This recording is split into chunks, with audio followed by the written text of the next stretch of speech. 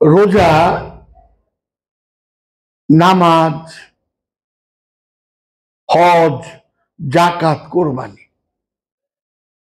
চারটা জিনিস একই সুতায় গাঁথা। যে নামাজ পড়ে সে চারোটা করে, যে রোজা রাখে সেই চারোটার সাথে আবদ্ধ, একত্রে লিঙ্ক।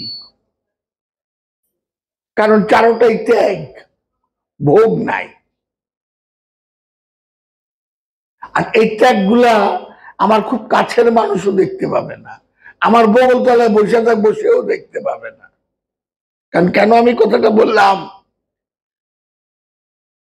হযরত আবু বকর, হযরত ওমর, হযরত ওসমান রাদিয়াল্লাহু তাআলা বড় বড় খলিফা, মাওলা আলীও খলিফা।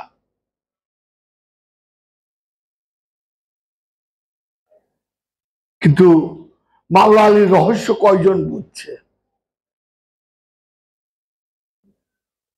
আমি কাউকে ছোট করছি না,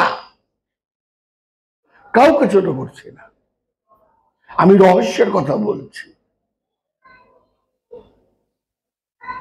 মাওলা আলীর সালাত কি, মাওলা আলীর রোজা কি, মাওলা আলীর হজ কি, মাওলা আলীর কোরবানি কি, মাওলা আলীর জাকাত কি, এটা কখনো দেখিনি, তো উপলব্ধি করিনি। মহাপুরুষদের জাকাত, রোজা, হজ কি, প্রতিটা মহাপুরুষ।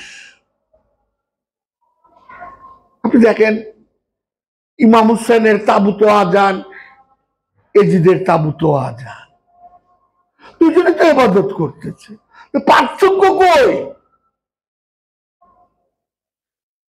প্রত্যেকে ইমাম হোসেনের পক্ষে গেছে, সব সাহাবা ইমাম হোসেনের পক্ষে না, এজিদের পক্ষে গেছে।